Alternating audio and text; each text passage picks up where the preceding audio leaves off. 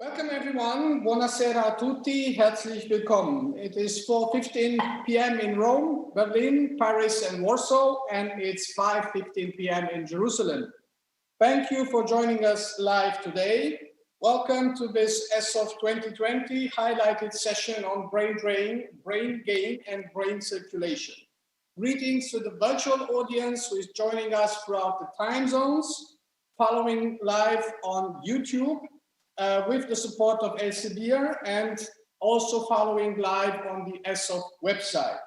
Greetings to the audience attending us at Porto Vecchio in Trieste. It's a pity that we cannot be in this beautiful city, but that's the way it is.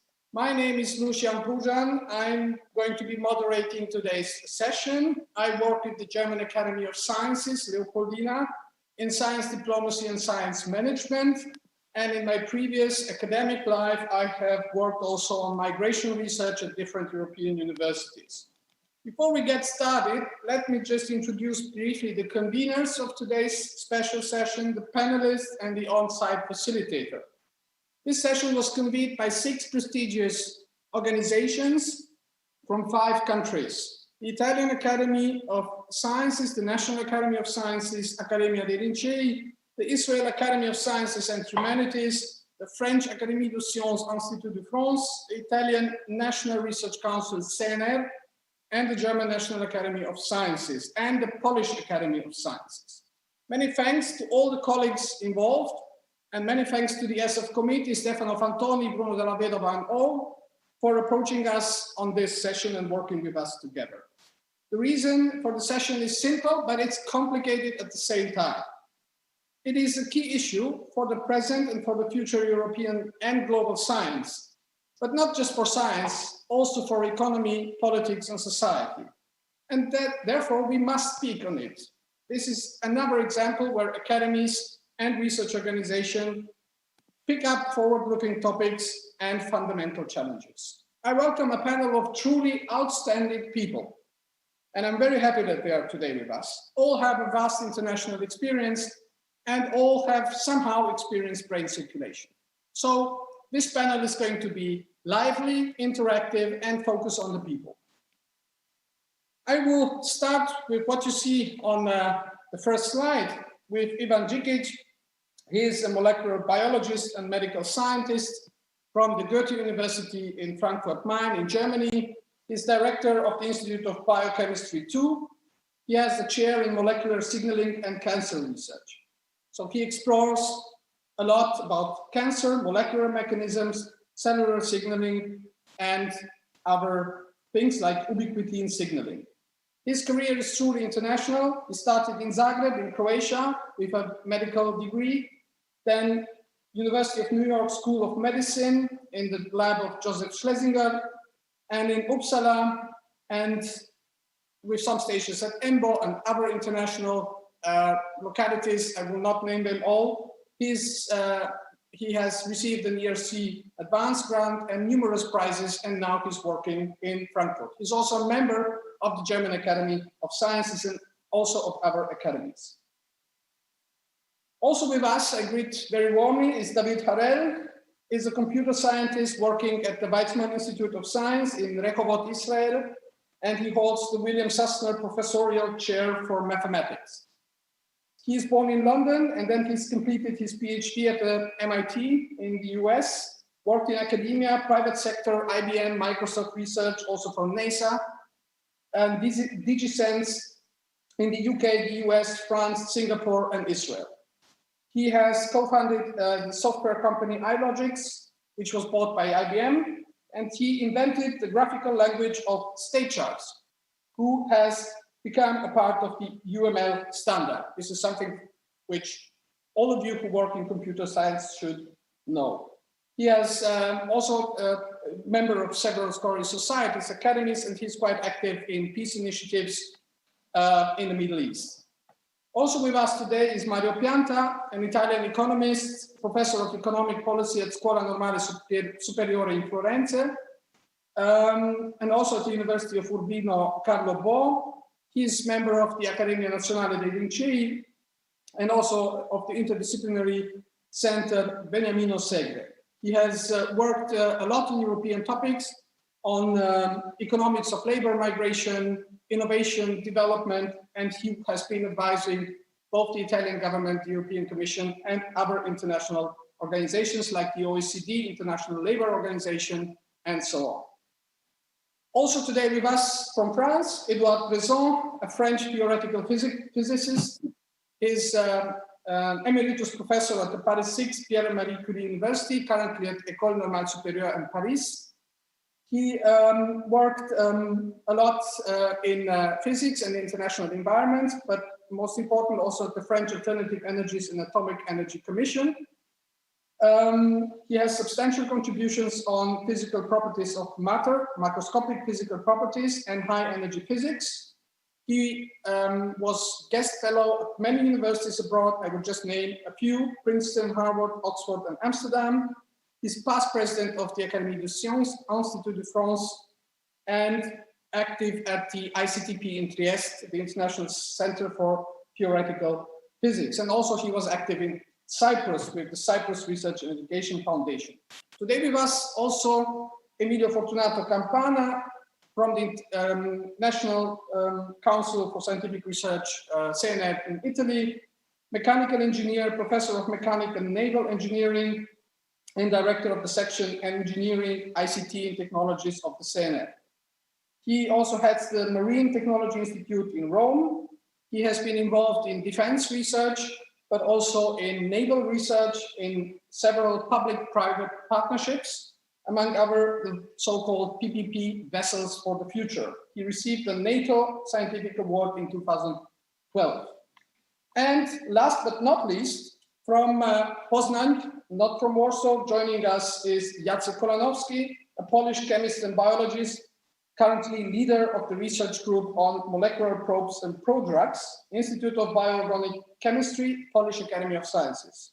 His career started in Poland, then he moved to Lyon, where he did his PhD at the École Normale Supérieure, then went to Sydney, Australia, the other part of the world, and returned back to Poland to build his own lab and different other activities. He does cutting-edge research at the intersection of chemistry, cellular biology, and molecular sensing. And he also has built up in Poznań the Center for High Through-Output Screening Studies, and he's also a member of the Polish Young Academy. Now, we will stop the screen sharing and switch to general view. Please also, I just want to mention also Stephen Taylor, who is our on-site facilitator at Porto Vecchio in Trieste. Stephen is a well-known international manager in science and technology, and he's currently leading the innovation and complex system structure at Area Science Park in Trieste. Ladies and gentlemen, you might be wondering why we have a men-only panel. Well, COVID has affected our life in an unprecedented way, and this applies to science, travel, and our personal health. So even in harsh conditions, we decided to have this panel in the virtual space, and we had to accept that 3 female invited scientists who would have joined us today could not attend anymore. So I kindly ask you for understanding on this, and I just want to reiterate firmly on behalf of all conveners, the 6 organizations, that we know very much that we still need a much better balance in science and innovation, a gender balance, and not just in science and innovation, in many other areas as well. So let's get started. Today we are going to talk about brain drain, brain gain, and brain circulation. Brain migration, as let's say a terminus for all, it's a migratory phenomenon, not of the past years, but with a long history, with implications to countries, individuals, and economies, and it's often overloaded with current politics, media, society narratives, and many other things. So today we want to get rid of this overload and of flower speech, and to try to speak more frankly about the issue. When we try to analyze this from different points of view, migration research, science policy, economics, and so on, at one point we get lost in translation. What does it mean? That we speak about the same things and we actually do not speak about the same things. For example, when we talk about brain circulation, some might say it's about people going abroad, staying and working for a certain period of time in one country and then going back to their home countries. Well, at the same time, other people understand completely different things, understand a truly international scientific career with several stages in different parts of the world, and then being part of an international global academic diaspora. Also, when we talk about processes, we mean actually problems and structural problems of completely another kind. When we talk about brain drain, what we actually mean the science divide, for example, in Europe between the East and the West. It's not the same with the brain drain, and brain drain is maybe just a small symptom of a larger problem. We want to make the matter more authentic. So scientists who have experienced migration in international environments, then we will have a first round of questions, some questions from the audience, a second rapid round of questions, and then say goodbye. So please join us with questions, please be active, and let us talk about this. One more thing I want to say, because one of the speakers who should have been part of our panel, Astrid Demirguch-Kunt from the World Bank, chief economist, we had some exchange in preparation of the session, and she said, Lucian, I'm going to tell you some messages from our research on brain circulation so far. And I just want to leave them in the room as a reflection. Every migrant and refugee has a different story. So it's a personal decision to emigrate. This is maybe in the cases when people risk their lives, like in persecuted scientists or in war areas. Things look much more different if somebody can choose which university he or she is going to attend. The only certainty is that global migration is here to stay. Current problems show that policy makers cannot fight labor markets or the push or pull forces behind migration. Those forces are too strong and they need to be properly managed. And we don't have the answer yet. We talk a lot about measures to foster brain circulation, to balance brain drain and brain gain, but we don't have the secret recipe yet. Brain migration is a symptom for a troubled situation. It's not the disease, it's a symptom. Scientists and highly skilled are different type of migrants. Why? Because they have different assets and different expectations, especially when it comes to meritocracy, life-work balance, or security for them and for the children. Migration is at the end a truly personal decision. So therefore we want to hear the story of the people. I will go now and introduce the first speaker that we will have today. And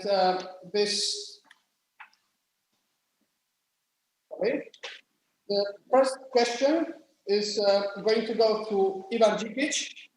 Ivan Dzikic, dobar dan, guten tag. Dobro nam došli na ovom panelu. Hvala što ste se nam pridružili. Ivan, could you say something about how your international career looked like? And when you look back, what are the decisions that influenced the most the way your career evolved? So please. Thank you very much, Lucian. Thanks for the introduction. Nice words in Croatian as well. This gives you this homey feeling. And I will start my story by being born in Croatia, finishing medical school there in early 90s. And then my entire career is migratory type, but it's all driven by curiosity. And it's all driven by my will and wish to learn more and to learn at the places where atypical, anti-dogmatic. But just briefly, after finishing medical school, I really wanted to do molecular medicine and decided to join Yossi Schlesinger at NYU in New York, where I finished 5 years of postdoctoral training. And as soon as I was ready to take an independent position, there were a lot of options in America. Yet I wanted to go to Europe because I felt European science market is blossoming and it's getting a future. That was 1997. Decided to go to Sweden in a small city, Uppsala, which is very well known culturally as well as historically for incredible science. Pharmacia, one of the big pharma companies, was born there by creativity of local scientists. Spent in Sweden from 97 to 2002, 5 beautiful years, started a family, started an independent professional life as one of the most important career steps in my life as being independent scientist. And then in 2002, we as family decided to move to Germany. Since then, we are in Frankfurt. I'm incredibly happy being at the medical faculty, but being surrounded by physicists, chemists, and mathematicians around the world. Frankfurt is truly an international city in Germany, city where you really come not only by the airport, but you also come out by blending the history, blending the cultures. And I feel here at home. I feel amazingly well here, supportive, and this creates creativity on my side. And therefore, our scientific success is also dependent on these moves which we made. But I have this curiosity-driven internal drive, and which did not allow me to stay in Frankfurt and just relax.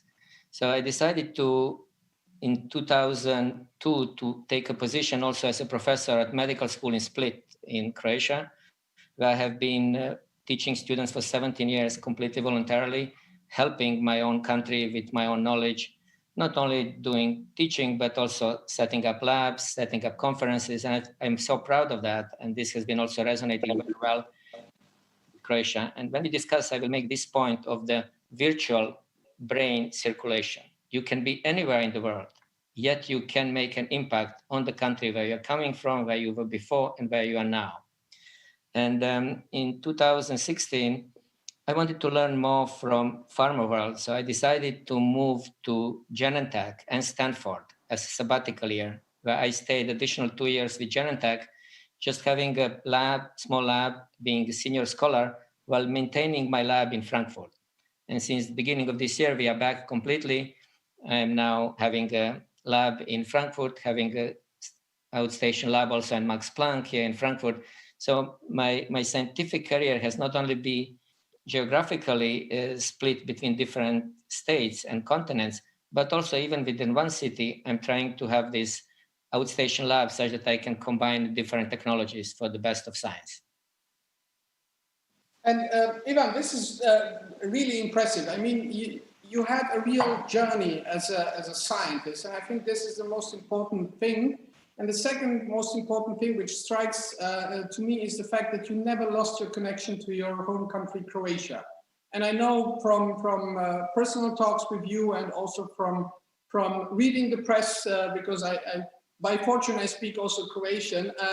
I know that you're very active there. And I think this is important that you have maintained this link. But when you look back, is it anything that you would have done different? I mean, one doesn't look back because I'm happy with my past. I'm happy with things that I did well. Obviously, some things you also have, negative experiences. But negative experiences make you better. When you fail, you also grow.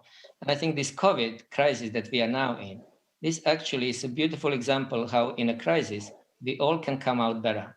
I mean, I was this morning giving an interview directly to Zagreb about how our institute has converted from the cancer research since February now to August, September.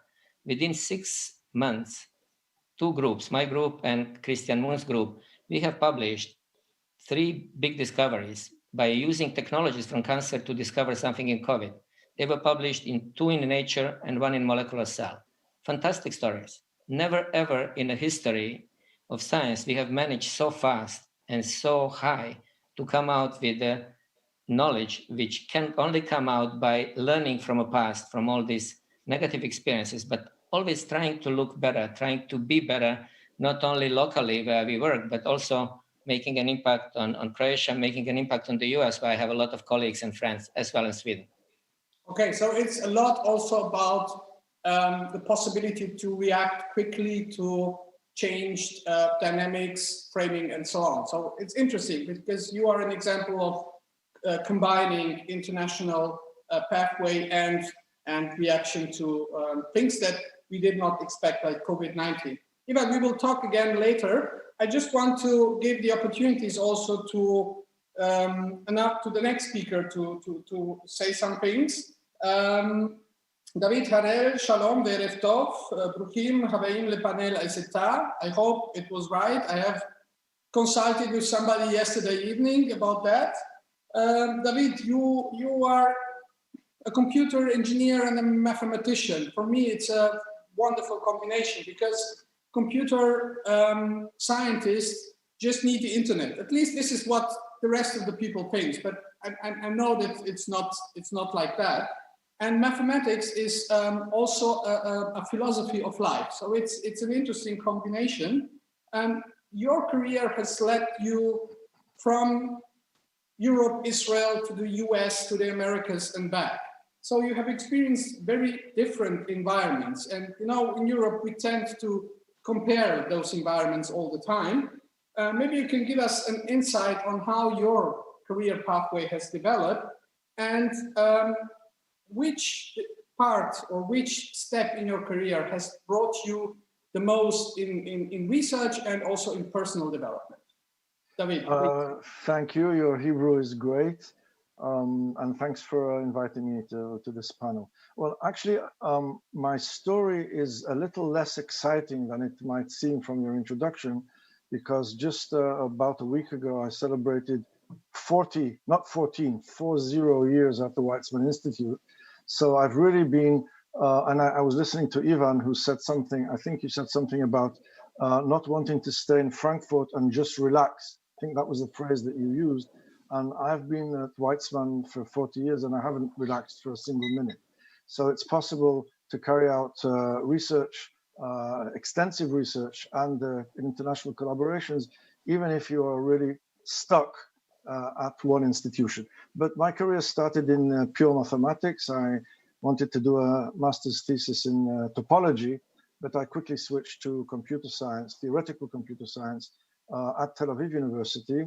And anticipating one of your next questions, one of the main decisions I made very, very early on was to go to MIT for my PhD, which turned out to be an excellent decision, not only because it was the United States and MIT, but because it was a totally different environment with people who were working in areas I was interested in. And I did my PhD very quickly, mainly not because I was so smart, but mainly because I had two small children. And I really had to finish a PhD in order to start earning some money to put bread on the table. And I did 2 more years from 1978 to 1980, doing, again, pure theoretical mathematical computation research at IBM at Yorktown Heights until 1980. And then, as I said, 40 years ago, August 1980, I joined the Weizmann Institute. The interesting point was I did this together with 3 additional colleagues. I think one of whom everyone here would recognize the name of is Adi Shamir from the West Shamir Edelman cryptography, Amir Pnueli, who passed away about 10 years ago, and Shimon Ullman. And the 4 of us essentially founded the computer science kernel at the Weizmann Institute. That turned out to be a very wise step, I guess on behalf of our institute, because it really started what I think is an extraordinary computer science group, present company excluded at the Weizmann Institute. Since then, I have in fact been in many places, but usually it was either as a sabbatical at Carnegie Mellon, Cornell, University of Edinburgh, and many times short 2 or 3 month visits to various places in the world to enrich myself. But my anchor has always been at the Weizmann Institute. And lately I've been also spending quite a bit of time at the Israel Academy. I've been vice president there for the last 5 years. So I also get to deal together with other members of the Academy with issues of brain drain and brain gain. It's also worth mentioning, because you talked about academia and the private sector, that I was involved in 2.5 startups. The half is because something is beginning to happen right now, which one of them turned out to be pretty successful. This was the company that was later sold to IBM. But in this session, it's very important for me to make clear that I never, ever even considered leaving my academic position, even with like leave without pay for a couple of years in order to spend full time in industry. So I always spent a few hours a week, maybe 1 day a week at these companies, sometimes even less than that. But I retained my academic position, full-time research career at Weizmann ever since. And Israel is in a way a strange place, because it gives the impression that there's a lot of international science going on there. But the main problem in Israel is not the brain gain, it's the brain drain, because we have many, many extraordinary Israelis who have chosen for good reasons to spend their career outside of Israel, which is fine. One of them, again, coming back to Ivan's speech or answers a few minutes ago, Yossi Schlesinger, who was on the faculty of our institute and for whatever reasons decided to leave and still carrying out an extraordinary career in the United States. And there are many people like that, and that is fine. So in this way, our country is contributing also physically many scientists to other places in the world. We have a problem in getting people to come back to Israel, but that's an issue for maybe a separate question. Yeah. Thank you, David. Sorry if I interrupted you. There is always some milliseconds or a second, depending on internet speed. I thank you very much for sharing us this thoughts with you. I take the fact that you are a person who understands the international dimension as something self-understood. So scientists should pursue international contacts, going abroad for a certain period of time, coming back, involving in different networks and in different, let's say, in different environments. And the second thing I take is that you also have to be to follow some risks when you go with startups, when you go with collaboration with economy, with industry, with business. It's always, let's say, a bi-directional, not a unilateral relationship. I take these two messages with you, and maybe in the second round we can talk about that, and we can talk about the Israeli example and what you said about the misconception that many people have that Israel is only attracting people and not losing. So maybe we can also talk about that. I would like now to go to the next speaker, Jacek Kolanowski. Also try to greet you in Polish. Dzień dobry, witamy w panelu. Dzisiaj z nami. For me, it's easier because it's a Slavic language.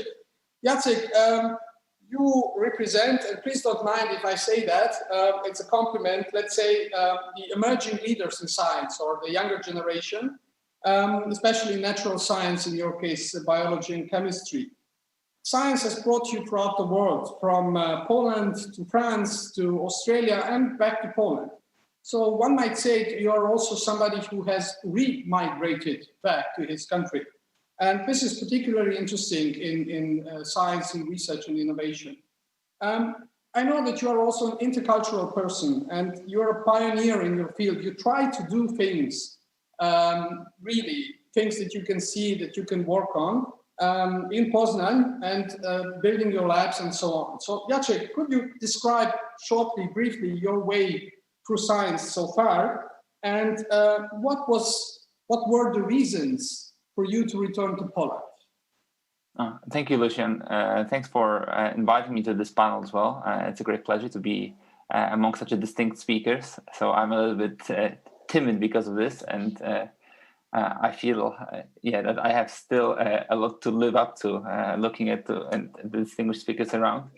But indeed, I think since I was a teenager, actually, I really wanted to travel, to see the world. It's excited me a lot, and I actually did international baccalaureate because of this in Poland. But after that, it was quite a financial strain to go and study abroad straight after. So I started studying in Poland, but then I took opportunities to go to Germany several times during my studies, also using Erasmus program, which many younger people probably also are very aware of and took advantage of as well. And then after that, I got a stipend to move to France with Ligue Nationale contre le Cancer, and I studied at the École Normale Supérieure de Lyon, where I did my PhD. I completed it in 2013, actually, and then I got another fellowship from the French Foundation to go to Australia to do my one-year postdoc. So it was quite interesting. A Polish person who was finishing PhD in France got money from France to go to Australia to do research. So it was quite interesting.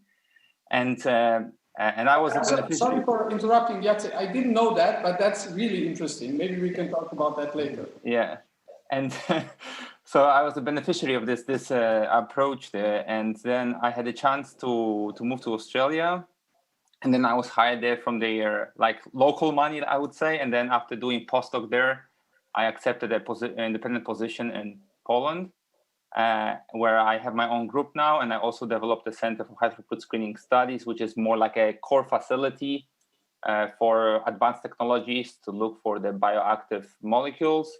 And I always wanted to go back, so I wanted to go out. I wanted to do something, learn as much as possible, and then come back and actually bring back the knowledge to my community and to build up on that.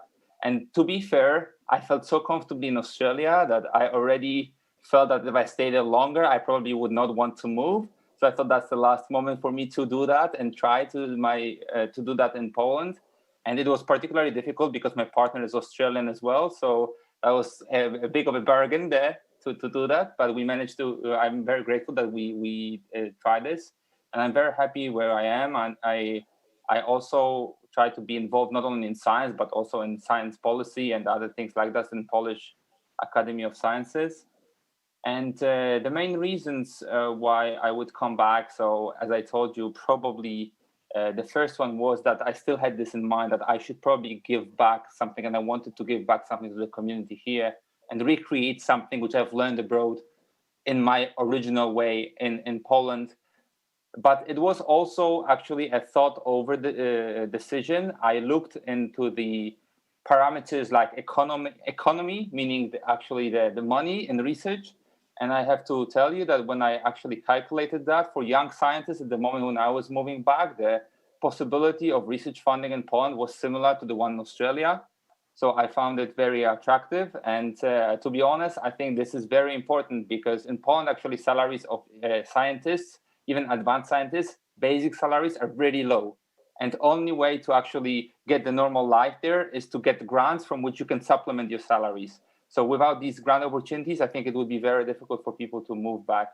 But that was the reason. And probably one which cannot be omitted is the independence. So I really sought for being independent. And in Poland, actually, there were only very few places where that was possible at my stage of career. So I picked very carefully the place, and I did this move very consciously to be able to do things on my own now. Okay, Jacek, thank you very much. It's a really interesting story, and I'm absolutely sure it's not over yet. It's going to go from here to hopefully to high horizons. It's interesting also the fact that you said that you received French money, let's put it this way, to make brain circulation. This is something maybe worth considering on. I would like now to give a perspective, a different perspective, and this comes from Emilio Fortunato Campana. Buonasera Emilio Campana, benvenuti su questo panello con noi oggi. Emilio, you are an engineering sciences, and I have worked with engineers in my let's say my professional life so far, and I know you see things different, in a different way. I don't know how to explain it, but it's a different approach on many things. You have worked also in international collaborative projects, like with many countries involved, with people from different nationalities. And you are now quite active in the science management branch at the CNR. And CNR is basically the biggest Italian research organization and one of the biggest in Europe. So could you, Emilio, describe a little bit your path through science and science management, and then also having in mind the fact that we are living in times of pandemic, the COVID-19 pandemics. And unfortunately, in our mind, this is connected also with pictures that we have seen in Italy, in Spain, in China, but particularly in Italy, because we speak to you as an Italian. How do you think that this has changed our approach to the migration of high-skilled and talented people? Emilio, please. Okay. Do you hear me? Yes. Yes. Okay. Now, introduction, Anita. You don't hear me? Now we hear you again. There was a short. Okay. Okay. So, well, after I got my degree and PhD in fluid dynamics, went working for IBM, me too, at the European Center for Scientific and started with Emilio, sorry to interrupt. There seems to be a problem with your headset because we only get fragments of what you're saying. Let me try to remove my headset. Maybe speak freely on the computer audio. You hear me now? Yes, much better. Yeah. Any better? Yes, yes. Okay. So let me adjust just the volume. Okay. So, so I went working for the IBM, European Center for Scientific and Engineering Computing. And after an intense period, very funny, I mean, very amusing, because I was working with the first IBM parallel machine, mainframe, water-cooled. I decided that I didn't want to work for IBM, that I wanted to work for my country, public system of research. So I joined the National Research Council, eventually the researcher, eventually becoming a director of my institute. And my field was marine and maritime engineering. So, and the good news is that the sea and the oceans are all over the world. So ships are built all over the world. So I started traveling and working with teams spread in many different continents. And I have enlarged my views, and I spend most of my time in different countries working with large teams. I've been a principal investigator in several European Defense Agency projects, because of course ships are for commercial use or also for defense. So I project with the US Navy, and then I've been working with the NATO. This is what brought me into contact with international collaboration, large teams, different countries, mostly US and then Asia. I think I visited Japan more than 30 times. But this is for what was my past. Then a few years ago, I decided to run for an open competition for the department head for engineering, ICT, energy, and transport at the CNR. And this is quite the largest department at CNR.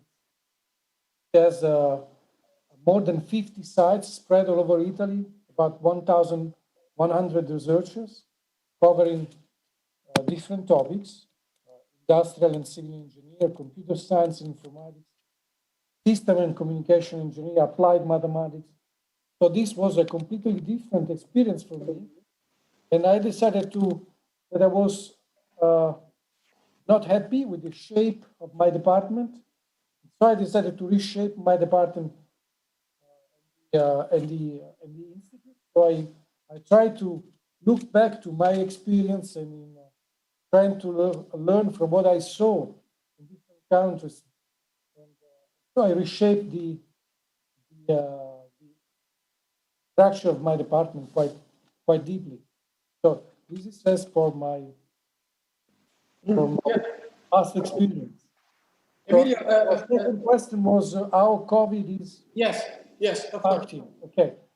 So, well, I want to introduce something that I was expecting to say later, but right before the COVID explosion, I decided to introduce some national virtual lab. It was by chance a few months before the COVID pandemic. So these virtual labs, in these virtual labs, I can work together with the researchers coming from different towns, from different disciplines. So it's a very multidisciplinary environment. And then it was a useful tool during the pandemic. We can work on large strategic projects. I will explain it maybe later, but for sure, we discovered that the digital infrastructure is fundamental to our modern society. This is clear, and this is also can possibly reduce at least some of the brain circulation, brain drain, because you can work and you can really be close to your colleagues also in a remote way, in a controlled remote way. Okay, Emilio, it's interesting to see that, I mean, every crisis also has some, let's say, chances and some possibilities in it. I think it's for science, it has been not only for science, but also, for example, for schools and many other public services. It was a real boost for digitization and switching very rapidly into the virtual world. And let us see how the future will look like for virtual formats like this and more complicated like your lab, and where you also have security issues, cybersecurity issues, and also intellectual property issues, all the things that hang together. But yeah, this will most probably influence the international mobility. We can also talk later about that in the second round of questions. I would like now to pass to Edouard Brezan. Bonjour. Bienvenue dans ce panel aujourd'hui. Merci de nous avons rejoints. Edouard Brezan, you are probably in this panel the person who has, let's say, the most years of scientific experience in many different contexts. You are a theoretical physicist, and you have gone through different stages, as I told you as I told to everyone in your biography: US, UK, Netherlands, Middle East, Cyprus, Italy, and back to France. You have won different prizes, international renowned prizes, but you have also been involved a lot in the Center for Theoretical Physics in Trieste, which is, correct me if I'm wrong, probably one of the first big international research organization. I think it was created in the 60s, 63, 64, more or less. And this was one example of trying to internationally network this community of physics, also with developing countries, which was the terminology used then to describe the global south, or the countries who are not industrialized yet. So, Edouard Brezan, with your experience, how do you see let's say the general evolution of scientific mobility throughout the decades? Because why I'm asking this, you know, we always speak about brain drain, brain gain as being things which are very urgent today, but actually they have happened before. Isn't it true? Of course, if we go back to history, we have to remember that in the 30s, for political reasons, many scientists in Europe left before the disaster. So there is a long history of scientists in exile. We should not forget that in our time, with the trouble of our world, independently of the pandemics, we see a lot of colleagues who have to leave their country if they want to remain free and do their job and do science. These countries like Syria, Turkey, Iran, and others we see, and a lot of European countries, including France, are trying to help these people. So scientists in exile is also a case of mobility that we should not forget, because it's part of our time. Now, in addition to that, there is, of course, mobility throughout the world. And you have mentioned the ICTP, the International Center of Theoretical Physics, which was created about 50 years ago by Abdus Salam, who was a professor in London, but who was a Pakistanis, the Nobel laureate, a great scientist. And he had this view that one should create a center in which people from the East and West and North and South could meet. And it's still true. It's still the only place I know where you can see so many color, genders together and working together. So it's still a remarkable place. It's It belongs to UNESCO and the Italian government and the International Atomic Energy Commission. And there are about 5,000 scientists everywhere passing through the ICTP in Trieste. So it's a very important organization, and it has played a central role during the worst period of Cold War that we have had. Now, speaking of today, we are threatened of a new Cold Wars. We have seen that the US and China are splitting apart in dangerous ways. And I wonder whether this will have an influence on scientific exchange in the same way that the Cold War had during the 60s and 70s between Eastern Europe and the rest of the world. China, I mean, it's interesting to watch the history of the scientific international exchanges of China over the century. I've been involved with China for more than 40 years now in various capacities. Initially, China was sending a few postdoc or doctoral students abroad, mainly in the US, but not only in the US. And there were fears because they were not coming back. Progressively, China managed to offer very decent position so that they, in some sense, they didn't stop the brain drain, but they gave positions to people to return to their countries. And as a result, you can see that the best Chinese university like Tsinghua, Fudan, etc., are in the top of the world nowadays. And this, I think, is the result of a clever politic of China. The reason I'm speaking of it is that now I'm scared, because with the recent policy of the present Chinese government, I think that some of the Chinese people that I know who are at the moment abroad can consider twice returning back to China, given that it's not a free country, or it's less and less a free country.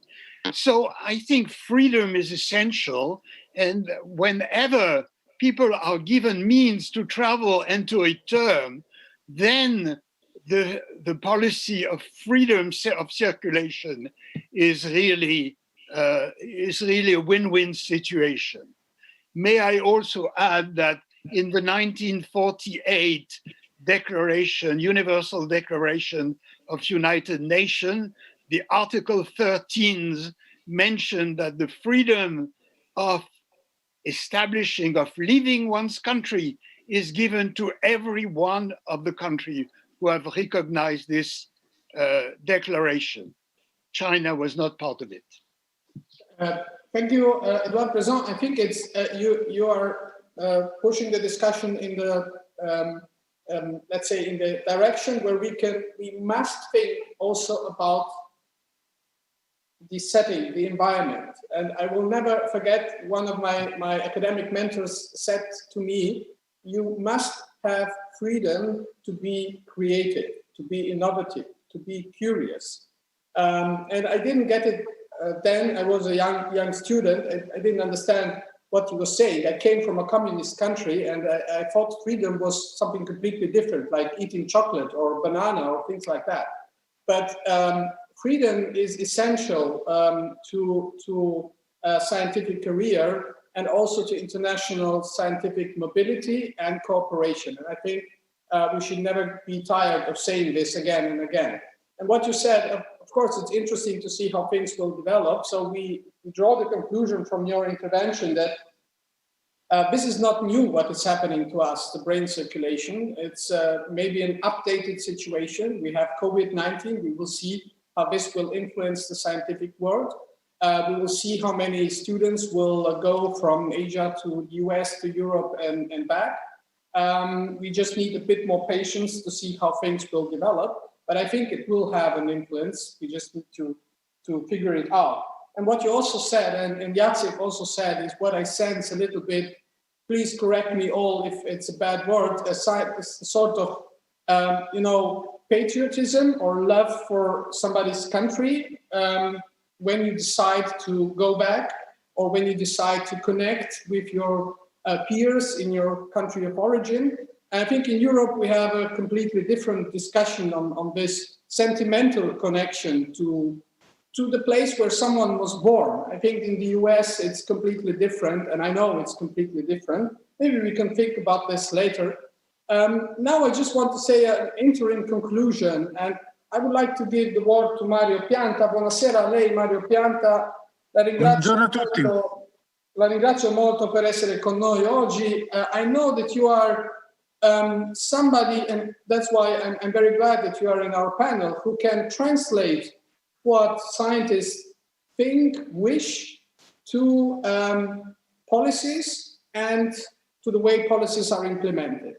And you have quite a big experience in labor markets research, in economics research.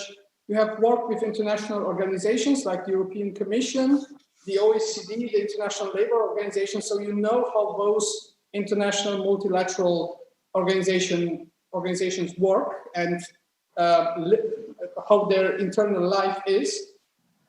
And we have now testimonials, more or less. We can call them testimonials or really personal, authentic contributions from scientists.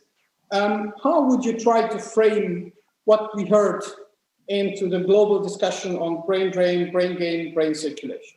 Mario, please. Thank you for this opportunity to have a very important discussion. I will use some slides to sum up the core arguments that I can make.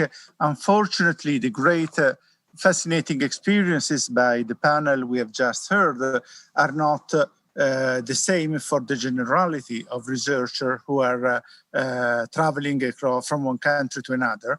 In our detailed statistics about researchers, mobility, publications, research and development efforts in all countries, we can get now a very detailed picture of what's happening. There is clearly a very strong brain circulation, but there are increasingly strong and growing asymmetries between countries. Some countries are slipping down into a brain drain dynamics with a net loss of researchers, PhD students, as well as more advanced scholars. And here is not really a matter of individual decisions, even though individual preferences matter to some extent, but the systemic characteristics of the science and technology system in a country, the amount of resources, the amount of recognition of merit as a criteria for career advancement, the job opportunities, the quality of employment, the level of wages are all factors that are increasingly important in this context. We have done some detailed studies using a project for the European Commission, considering several hundreds Italian researchers that were carrying out their work abroad, outside Italy, and comparing their characteristics with what was happening with Italian researchers staying in Italy. And we found basically that first, the amount of out-migration has been massively increasing, especially after the 2008 financial crisis and the ensuing decade of austerity policies, cutbacks in public resources for research, and the stagnation in the economies, not just of Italy, but of Southern European countries as a whole, and in many cases of Eastern European countries as a whole. What we see that now is that there is still a very strong interaction with people moving in and out, but in the case of Italy, there is on most countries a 20% loss. We have 120 people moving out and 100 people coming back in terms of movement of researchers active in this field. But the aggregate numbers are worrying. We have had 13,000 people with university degrees emigrating out of Italy per year in the last decade almost. And if we take the period between 2008 and 2019, we estimate that we have 14,000 Italian PhD holders who have migrated abroad after their PhD acquisition. The interesting result of our study is that Italian researchers abroad and do not differ in terms of education, capabilities, and motivation. What matters are the systemic characteristics: access to funding, wages, career prospect, and the importance of merit. And I guess this is an important message for all countries with a significant research system, but which have been experiencing cutbacks and a reduction of this. We have also some consideration of the post-COVID effects, but we can discuss this later, perhaps. Okay. To the technicians, can we switch back? Professor Pianta, maybe you can stop your share, okay, so that we can switch back to the... Okay, thank you very much. I think it was an interesting interim conclusion, and I take two important words: systemic problems, and what I said at the beginning, and what was the message from the group of people, the World Bank dealing with brain circulation and brain drain, was that brain drain is a symptom for a systemic or more deeper rooted problem. And the second is the issue of merit and nepotism and everything connected to it, the issue of standards being just on paper or being sometimes eluded. And I come to the next round of questions. And this one would be a bit more shorter, so please, we are a little bit late, a few minutes late beyond schedule to give more concentrated answers if it's possible. I will start with with Ivan Djikic and Jacek Koronowski. You both come from countries that have experienced and are experiencing brain drain in different intensity, Poland and Croatia.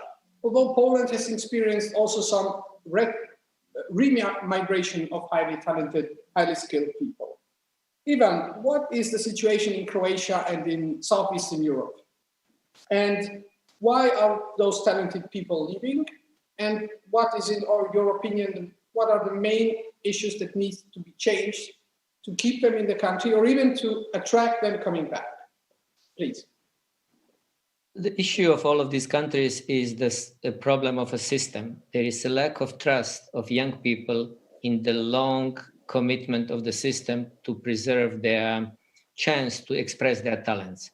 And for that reason, if you would ask now many young people from all Southeastern Europe to do statistics, I believe results would be very negative in saying, yes, we don't trust our current system and we go to the countries where we believe that the grants, our chances for us professionally and for family would be better. In my own experience, I also have seen many young people coming from Croatia to my own lab, and I always promote them, you should go back, learn here, go back.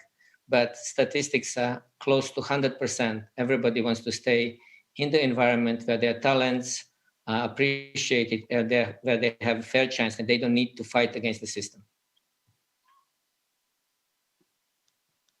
Sorry, I forgot to turn off my microphone. I think it's, you addressed there some of the important things. So we go back to the system and to the lack of trust.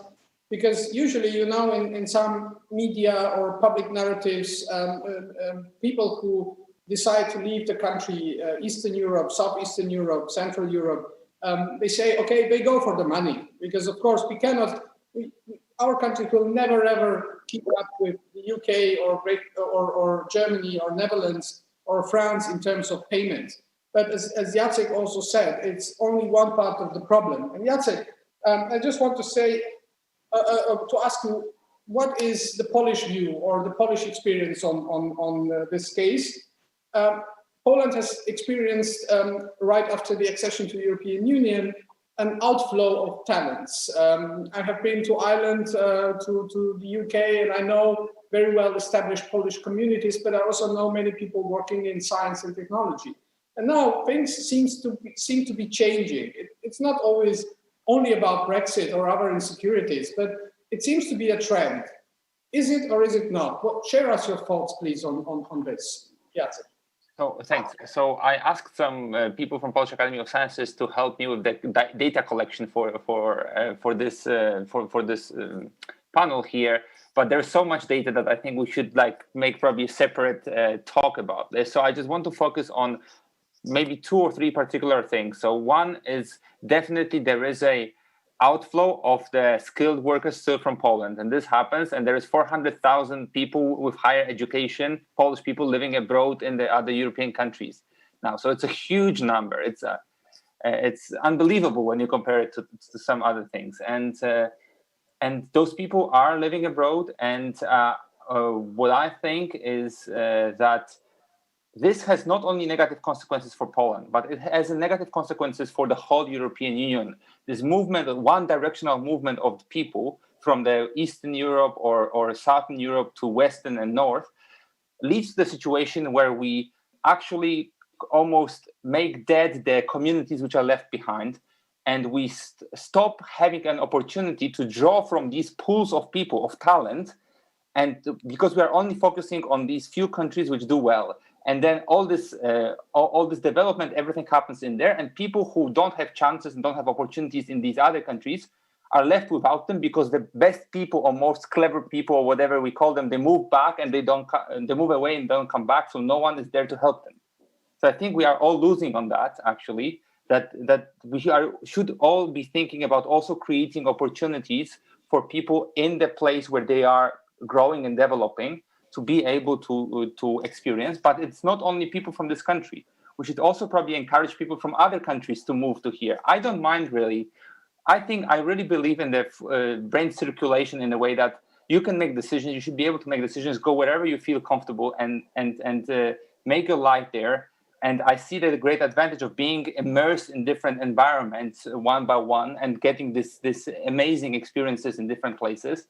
But it doesn't have to be, no one should force Polish people to go back to Poland. Why not just make opportunities there, maybe for people from Germany to feel like, oh, Poland is also a good place to go there, right? So, but one of the main reasons why people don't come back or don't move to Poland, still, despite the fact which you've said before, statistics and some surveys from the Poland, so the Polish diaspora organization shows that they still say that the reasons why they don't come back, for 100% of them actually, is economic reasons.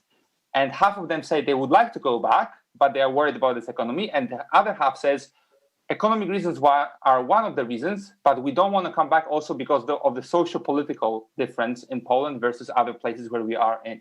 And I think this is, I don't want to further go into that because the time is short, but I think we should keep that in mind, that economic equality is very important, and if we don't distribute it evenly, we lose a pool of people from these countries. But at the same time, there are socioeconomic differences which might, you can call it freedom of choice or whatever else, which might also lead to these lack of willingness to going back or move. No, it's an interesting example, because I hear a lot about Poland from people who are not from Poland or didn't experience this kind of connections on the issue of returnees and brain migration. I think you have mentioned some important things. It's about the social political situation, the whole situation. It's about tapping the chances that possibly some people don't. Maybe just one comment, if I may, that the economy, so the grants which Poland was able to offer returning people or new scientists who are moving to Poland, thanks to the European Union funding, actually made it very attractive for many people to move. So the tiny movement back was because of this. So let's keep in mind that this is a strategy which might work. Of course, there are other things which you have to think of, but this is, in my opinion, a strategy which might be efficient. Yeah, and this completes, well, I mean, it's a challenge for every country and also for the European Union, and probably also for the US and China to design their own brain circulation strategies, because there are so many implications. And at the end of the design, there is the scientist, his family, his children, his aspirations. And so what you said, you cannot force people to come back to Poland or to stay there or to go, I don't know where. You can only do that if you're not a free country, and we don't want to go there. We should be a bit careful with the time. I would go to the Israel example. David, you said also in your introduction that Israel is also facing a lot of brain drain or people going outside, especially to the US. Could you explain a little bit more how is this happening? And say something on our, let's say, general perception that Israel is attracting a lot of people, and on the numbers, which are facts, that Israel is one of the highest performance in innovation, science, and research. Yes, so it's two different separate issues. First of all, we have a lot of brain drain. I think one of the reasons is because it's a very small country. We have only 7 or 8 universities and several colleges, and there simply is not enough place. There are not enough positions for high quality scientists to carry out academic careers in Israel. So a lot of them leave to go abroad. Of course, there is also a lot of attraction in the United States and in many European countries. So if I may use the term, we contribute many people to many other countries. The other side of the coin, however, is the fact that it is very, very difficult, almost impossible, to attract non-Israelis to come for full-time, long-term research careers in Israel, for the very simple reason that except for our own institute, the Weizmann Institute, which is essentially a graduate school with a research institution and no undergraduates, all the other academic institutions do everything in Hebrew. So Lucian, for example, your Hebrew short introduction to me earlier on was wonderful, but you would have a very difficult time trying to study in Israel or to even carry out research in Israel, because everything is done in Hebrew. At Weizmann, we are able to attract a few people from outside Israel. So the main problem that we face is not attracting international researchers like the people we see on the screen here and their own students, but to try to attract the best Israeli academics to return to Israel after their postdocs and come back to Israel. And one of the interesting things is that in the natural sciences, experimental scientists, most universities all but require that a scientist do his or her postdoc abroad.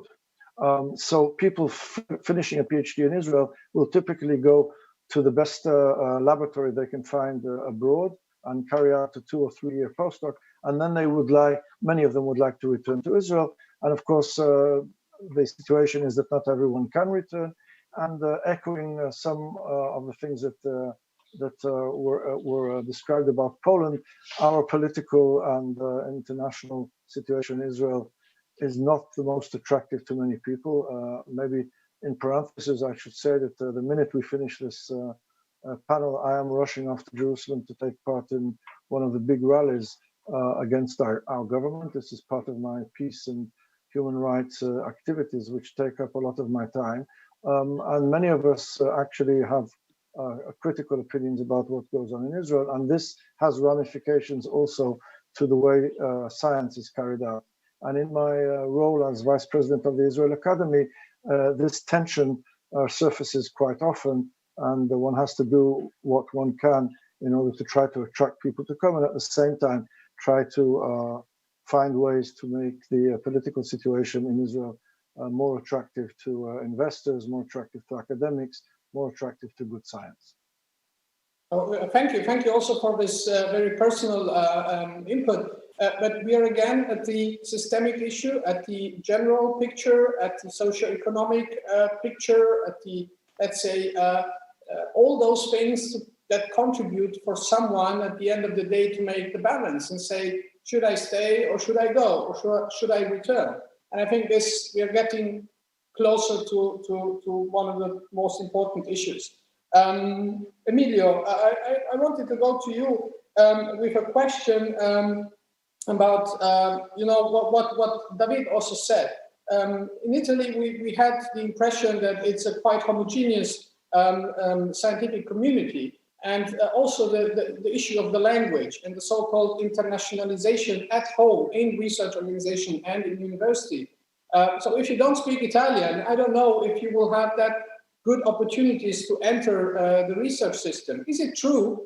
Do you have those problems, and what do you do to attract internationally people in all disciplines, not just engineering? Please turn off your microphone, Emilio. Sorry. That's a very good question. Very good question. Okay, so let's say that first of all, Italy does invest very few resources on research and innovation. If we compare what Italy spends in terms of a percentage of the gross product, GDP, it's only 1.3% of the GDP compared to Japan, which is 3.6, Germany, which is 2.9, Israel is about 4.1, France is 2.3, the US is 2.7. So we are not spending on research and innovation, first of all. Second of all, in Italy, we have lower wages, even when normalized with respect to the average life cost. A third reason is that we do not have a very attractive recruitment policy. So, unfortunately, I must say that both governments of center-right coalitions and center-left coalition, they failed in respecting their promises that they've done during the electoral campaign in taking care of the national research system and academia. So I guess that Mario can also comment on that, but the situation is, for sure, we have to change, because even if we are losing a lot of people that we are training, and we are training seriously them. They went abroad and they find good places to work. So it's a pity, and I don't see any specific change with respect to. I mean, if we look back, there was a book that it was called "Look Back in Anger." So if we look back, the situation doesn't change. It seems worse and worse every year. So I'm quite skeptical that we are going to see in a few years a turning point on that. So Italy has to move, because otherwise we are going to. That's my cat. Otherwise, yeah, we have to go there. He has been trained here. But cats are good. We are going to lose many good chances. I was told that the Facebook algorithm, I don't know if David Farrell can confirm, is programmed that where you have cats and situations like that, the amount of likes might increase. Yeah, but the topic is too let's say too serious to make jokes.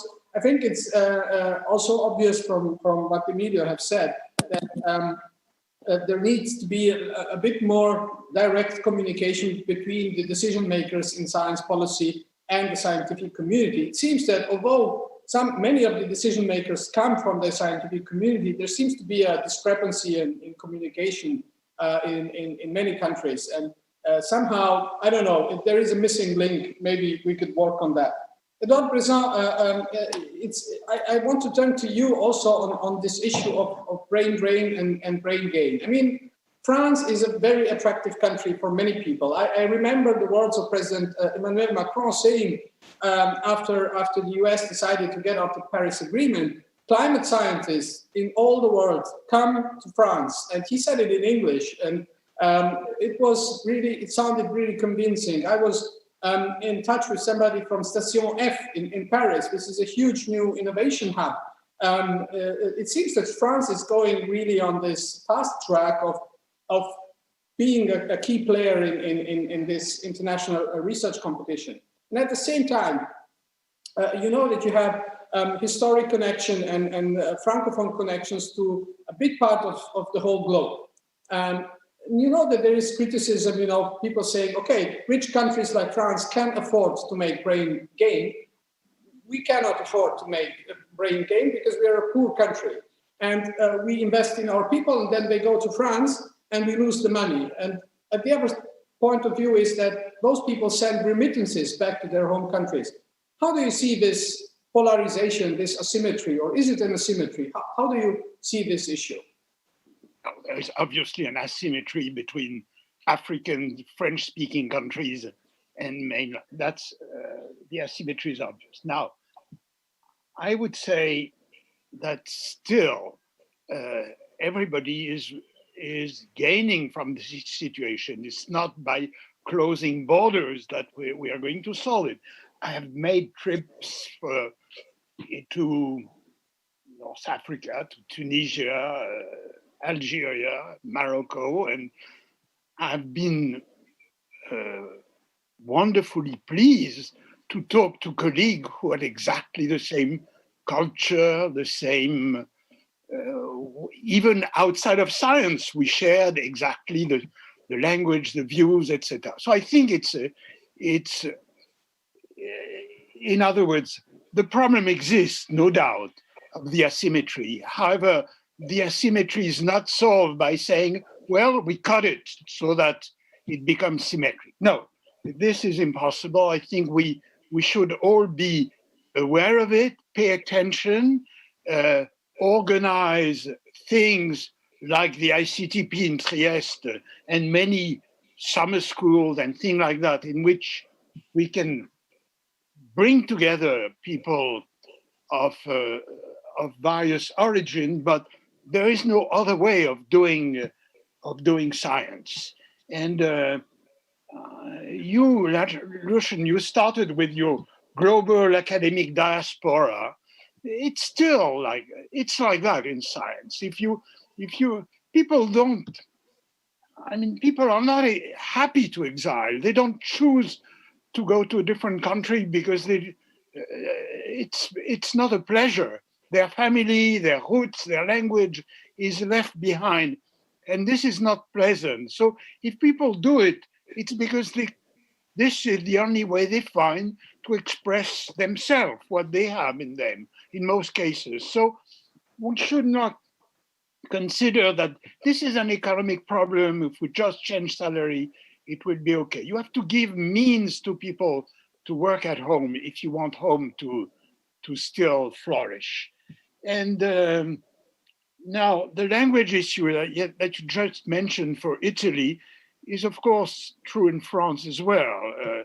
As you know, the French are very sensitive to the French language, and still in my institution, the École Normale, a few years ago, we decided that all lectures and seminars would be in English.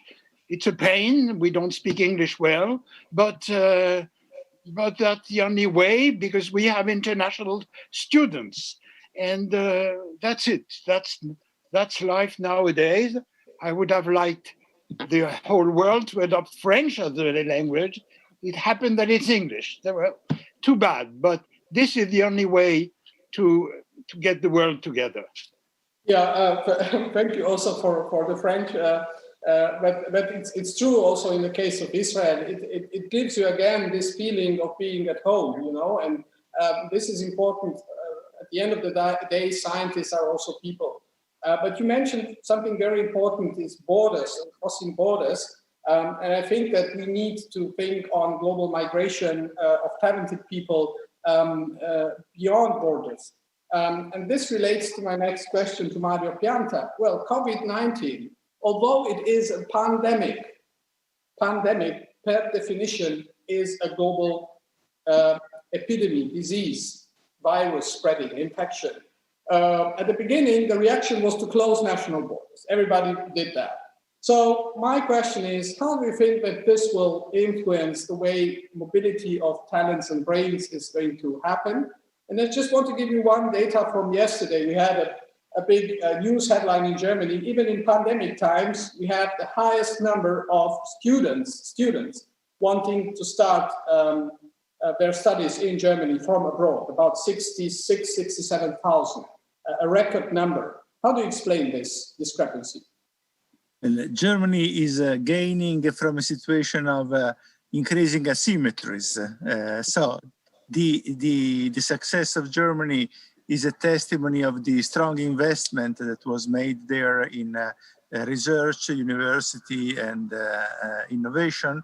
But at the same time, it comes at a price for other European countries, which are providing a large number of these students. So I expect that the COVID pandemic will change many things in the way international science activities are carried out. First of all, with the German exception aside, I expect to have a collapse of the number of international students. In the US and in the UK, many universities which were receiving thousands of third world countries rich students paying very high fees are finding a collapse of their students enrollment in the context where new teaching services online are replacing the traditional way we carry out our teaching and provide services to students. So there's going to be a major crisis and transformation in the way university teaching is carried out, and I don't think this is going to be a temporary phenomena during the lockdown phases, but major changes will be take place. There will be overall lower student mobility and probably also lower postdoc mobility, considering the uncertainty associated with the pandemic.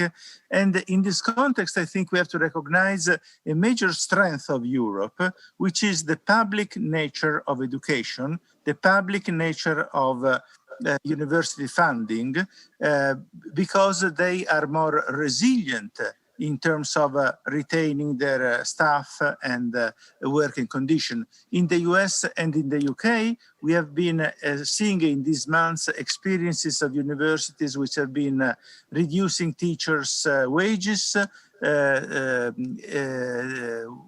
laying off teachers and researchers, even closing down or making mergers and acquisitions of universities, faculties, and so on. So the market-based private model is likely to be hit in a serious way, and the public university system of Europe may be strengthened. So this is a good opportunity to have policies to respond to the crisis of the pandemic with greater attention and greater concentration of resources on research, university, and education. And this could be an important opportunity to build up the opportunities in Croatia, in Poland, in Italy, as well as in other poorer countries in the world. Thank you. Thank you, Mario. You mentioned something which should be the end of our discussion, towards the end of our discussion. And I like it because we moved from a personal narrative point of view to a framing, and now we are getting, to the question, when somebody who is a student, a young scholar is looking at us and is saying, what should be done? Because it's obvious that there are dysfunctionalities, and it's obvious that we need active measures to rebalance brain gain and brain drain, because it's not going to work if only a few get the most talents in the world and the rest is just sending them out. We can leave the things as they are if we are selfish, or we put, let's say, a more nationalistic approach to everything. But we all know here that science doesn't function like that. It's not closed into national borders, but I think that the universal language of science is to be in some kind of international contact. So about those measures, and now, because we don't have much time left, I will take only one question from what has been written in the chat. And it's the same question that I wanted to pose, is what would be your message? And please put it very shortly in one sentence if it's possible. What should be done? What are the measures to rebalance this asymmetry between brain drain, brain gain, the science gap, particularly in Europe, between the East and the West, North and South? And what would be your main message at the end to decision makers from science, from politics, from economy, and to people, young scientists in science. Please, whoever wants to start, I don't know. I will start with my screen. It's Ivan, it's the first to the left. I would just make a message to young people, because their future, I would stress that they should trust their talents. They should understand that the world, as well as science, is becoming a global village, totally interconnected. And the future is gonna enable us all to be in the virtual circulation of knowledge within the countries. That's a positive message, and just commonly, they should just invest in their education and talent. Thank you. Hvala lijepa. The next one is Edouard Prezon. Well, I'm scared by the fact that the pandemics, the effect that it may have on the young people. It's already very bad on education, as we see. We see that there is an article in Nature recently on the number of graduate students and postdocs who are getting mentally depressed because they are isolated. So we should do something to watch with the young people to break the isolation due to the pandemic. We should convince our decision makers that they should not use the pandemics to lower the number of positions, which I think is a tendency that we may see in the UK and the US. And so it's a dangerous situation for the future of science and academic. And I think we have to do something, all of us, in particular to protect the isolation of the young people. Thank you. Next is Jacek Kolanowski, please. So I would just maybe second what Ivan said. For young people, I would say just go out there, try to immerse yourself in experiences at different places, because this gives you an invaluable and not reproducible value to your development as a human being, but also as a scientist. And for the policymakers, I would like to maybe just raise one thing. We just are negotiating as a European Union, lowering the budget on science from 7.1 to 4.3% on the horizon Europe. I think this is what we should, as scientists, strongly oppose. We saw science is so important in the situations like pandemic and others. And I think that's the worst shot in your feet you can do in that particular time. Thank you. Thank you. That's another issue, and also the issue of the widening funds in Horizon Europe, what to do with them and how to do it. We leave it for the next time. Next on my screen is Emilio Campana. Very short message for the final.